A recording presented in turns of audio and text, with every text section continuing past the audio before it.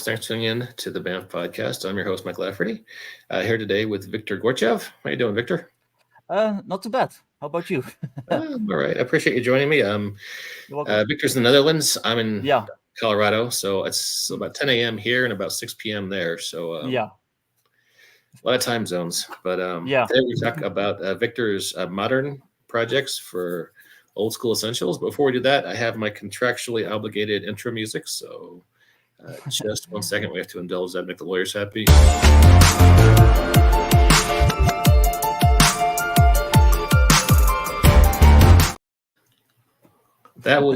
that play at all on your end, Victor? Yeah, I saw. Okay, because it just sounded like static over here. So, all Oh, right. okay. That musical intro assures you, gentle viewer, that you're listening to a high production values podcast. Only the finest, ethically sourced geeky conversation for your podcast listening pleasure. But well, hey, Victor, let me mention the link before we get started, so I don't forget to. Victor has a Kickstarter that's launching, I think, tomorrow. Yeah, tomorrow. For Modern Necessities for OSE. I shrunk down the Kickstarter link so I could say it easily on the air. Just tinyurl.com/modernose. And you can get right there, sign up to be notified when it goes live, and it should be in the next 24 hours. So, yeah, I'm planning on like 9 a.m. Eastern, so that's okay, that's pretty early. yeah. So that's coming up real soon. So, Yeah. All right, cool. Well, hey, you've been doing OSE publishing for a little bit, right? Yeah, I started publishing in general like maybe like 2 years ago, and then last year I started with Old School Essentials. After the whole OGL business, my first project was like a big 5th edition modern book, and then all the OGL stuff happened literally right after. So I was kind of panicking, and I was looking for some options, and I stumbled upon Old School Essentials. So yeah, that's I understand that OGL yeah. stuff. It's crazy. Yeah, definitely. I know a lot of publishers who made similar decisions when that all went down. Yeah. Well, hey, just scrolling through some of your art here. I like the black and white look you got. I don't know who your artist is, but it's a guy named Nolan Collins, and I really lucked out with him because he does amazing like firearms and stuff like that. So yeah, very detailed guns, and yeah, his anatomy's good, and like black and white's got that old school feel. I like that. Yeah, too. Exactly. Plus, it's cheaper.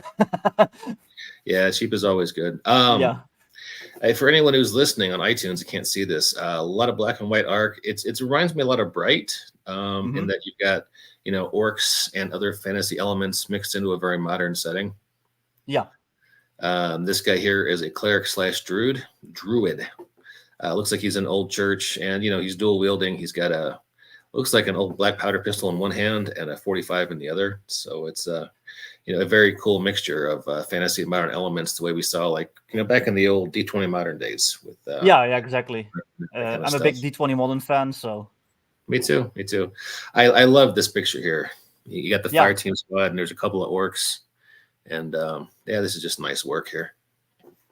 Yeah, Nolan does really awesome work, like I said. And you mentioned Bright, and I might be one of the few people in the world who actually really enjoyed that movie. So I did too, actually. Yeah. So, all right. So let's talk about Modern Necessities for Old School Essentials. Let me pull up your preview page. This is, like we said, super soon, like just tomorrow. Tell our listeners a little bit about this and what can they expect from the Kickstarter. So it's for Old School Essentials, which people that aren't familiar, it's a clone of old school basic expert Dungeons and Dragons. Basically, it's a modern clone with better layout and stuff like that. Because the layout in the 80s wasn't often the best. Let's be honest. Yeah. It's like probably the most popular straight up old school D&D clone, I think. So that also played into my decision to go with it. But like I said, I'm a big fan of Bright and I kind of like stuff like that. D20 Modern. My first tabletop game that I ever played was Shadow One. So I love that kind of stuff, and I've always wanted to do something similar. So this is my take on that kind of stuff for Old School Essentials. So I've got 20 modern themed classes for different military types, like soldier, heavy gunner, sniper, scout, all that stuff. I've got a modern type like exorcist, kind of based on Keanu Reeves from the Constantine movie. I've got secret agents, that's very James Bondy. I've got like various criminal classes and stuff like that. So there's definitely lots of options for characters to play. I've got pretty extensive firearm rules because I'm a bit of a gun nut in real life. I actually am a licensed gun owner in the Netherlands, which isn't all that easy to do. But because I love guns so much, I did it. And yeah, so lots of guns. I even put in rules for like airstrikes, for like mortars, for like artillery and stuff like that. There's like rules for like modern equipment, from like flashlights to like drones to like little hacking gadgets and stuff like that. I have vehicle rules. Yeah, all sorts of stuff. I have rules for how different fantasy races handle firearms design, because a halfling isn't going to design a gun the same way as a human. Neither is an orc, and neither is an elf. So, each of those races gets like a little like a con and a bonus. So like an orc gun, like it might be less accurate, but it won't jam as much, because in my mind an orc gun is just like a big extra clunky AK. So stuff like that. So yeah, there's plenty of modern stuff for you to play with if you back this. And since it's old school D&D, essentially you can combine it also with like old school D&D modules. I'm a big fan of the Isle of Dread, which is kind of like a Kong Skull Island type adventure. You're like on this like tropical island with like dinosaurs and like all that stuff. Well, you can take my rules, and yeah, you just go in, and you're like some mercenary team with your guns, and you're fighting dinosaurs and like cannibals and like stuff like that. So there's all sorts of stuff you can do. I think Mike froze.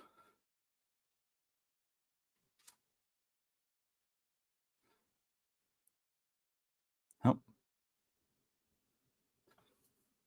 Well, that's awkward.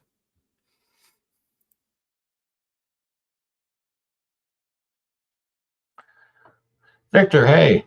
Yeah, there we go. My laptop literally crashed. Oh yeah, fun. Yeah. I noticed you weren't moving, but yeah. Yeah, I'm sorry, but did the broadcast stay live that whole time? Yeah. Okay. So I went through my whole spiel on what you could do with the book, and how you can combine it with stuff like Isle of Dread and like old school modules and stuff. So cool. Now you've got a short everyone. adventure that's included in the Kickstarter, right? Yeah, so there's going to be like an introductory adventure in the main book. It's going to be very short. It's just like, to get you started.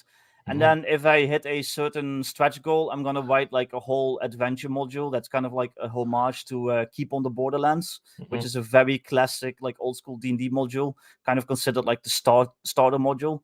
And yeah, it's going to be my take on it. I call it Bunker in the Badlands, and it's kind of like set in like a magical apocalypse. So I might have the cover for that. Let me dig that up real fast. Yeah. So we actually met through Walt Billiard, a mutual friend of ours, and Yeah. Walt and I have occasionally talked about there was an old movie from the 90s, Rain of Fire. Yeah. And we've always talked about how cool. I mean, like the movie poster kind of promised you were going to see Apache helicopters fighting dragons, and that never ever materialized in the actual movie. But I was like, not man, really, no. wouldn't that be great to actually see that happen in an RPG? Can this game do that? Yeah, like I said during my little description, I have vehicle rules, which includes helicopters, like tanks, like all that stuff. So yeah, you could definitely have like a dogfight with a dragon if you want. Oh, that would be awesome. Look forward to that. And here is the cover for Bunker in the Badlands. Can you tell us a little bit about what this adventure would be like? So it's set, like I said, doing a magical apocalypse, like what if World War III kind of like broke reality, and like stuff from a fantasy realm started intruding, into Earth. So I'm like setting it in kind of like a ruined Europe with like orcs and like dragons and like stuff like that running around. So kind of like Rain of Fire, like you just mentioned. And yeah, you're just a survivor in that world. And yeah, in this module, kind of like in the old Keep in the Borderlands module, you're just traveling through this kind of like remote wilderness area, and you find the bunker, and there's people there, and yeah, you basically start doing like quests for them. And I'm just gonna like basically have like a hex map, and I'm gonna like populate it with like different little dungeons and like encounters and stuff like that. So yeah, it's just kind of like a starter module to get you like, well, started, as the word implies. But yeah. Ah, sweet. I did something similar. Oh God, 15 years ago, I wrote a game called Kaiser's Gate, which was a Ooh. very similar concept, but during World War One. Oh, So, yeah, nice. yeah, I'll, this is right up my alley. Cool. So now is Bunker in the Badlands? That's your first stretch goal? no, that's the last one, because that's probably going to Okay. be the most work. Okay. Because I mean, writing an adventure isn't too easy. So, Fair enough. Yeah. so first stretch goal is single action, which is like rules for kind of like steampunky, like weird West stuff, kind of like Deadlands kind of like stuff. And then the Okay. second stretch goal is cutting edge, which is rules for like cyberpunk and like sci-fi stuff. So I'm gonna have like rules for spaceships, for like cybernetics. I'm gonna have like classes like the street samurai and stuff. And then the last stretch goal is bunker in the Badlands. Okay. Cool. Got the cover here for single action, which looks really cool. You got a gunslinger Yeah, facing down. Looks like a werewolf yeah, or a it's like a Wendigo. werewolf or a Yeah. Wendigo or something. It might also be a were-badger. I don't know. The head always kind of like makes me think of a badger, but I mean that's still pretty cool though. It's Beware the honey badger. Okay. Yeah, that is pretty cool.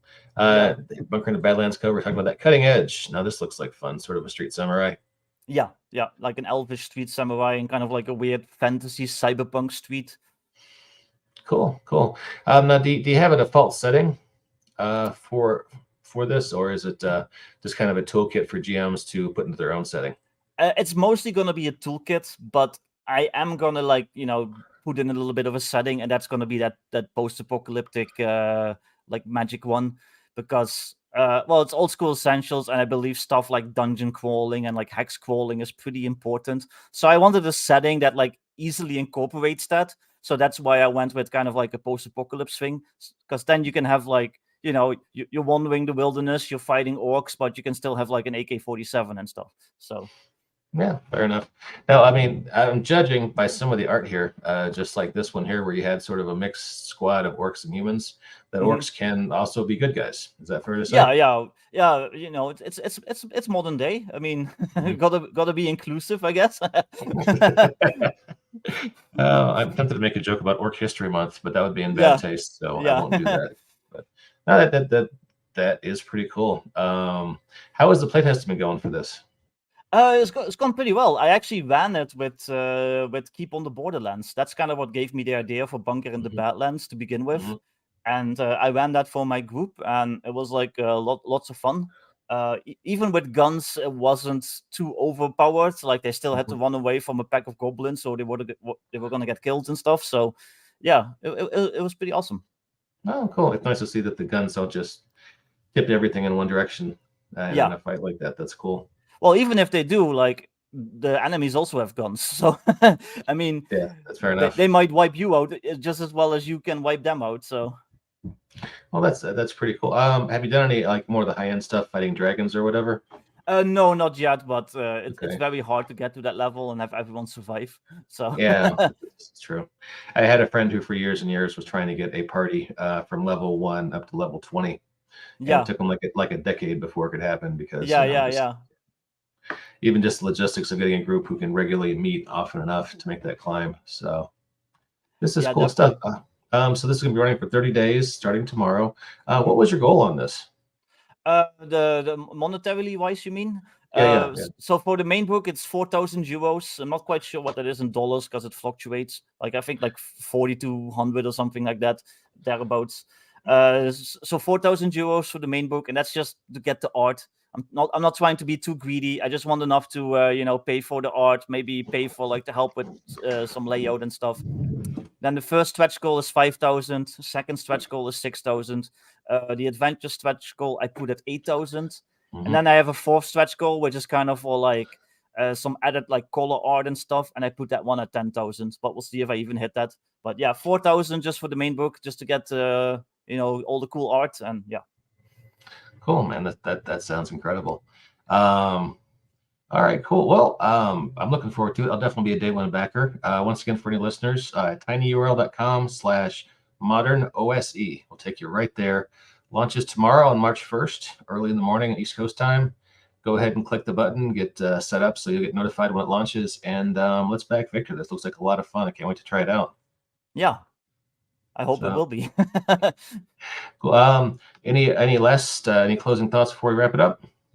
No, I think we pretty much covered everything. And if you're interested in kind of like bright type stuff or like urban fantasy in general, like maybe if you're a fan of like the Dresden Files or that kind of stuff, definitely check it out. If you like Rain of Fire and you want to fly an Apache helicopter and fight dragons, back my book. I'm boy, geeky, but I would love to be an adventure where we get to fight dragons and helicopters. Same. All right, cool. All right, Victor, pleasure talking to you. To everyone out there on the internet, same. thanks for checking out the BAMF podcast. And Victor, I'll give you the last word. Well, pretty much said anything I wanted to say, I guess. So thanks everyone for listening. Hopefully I'll see you on the Kickstarter tomorrow. And dag iedereen, as we say in the Netherlands. All right, sounds good. Catch you next time, folks. Take care. Okay, we end the stream.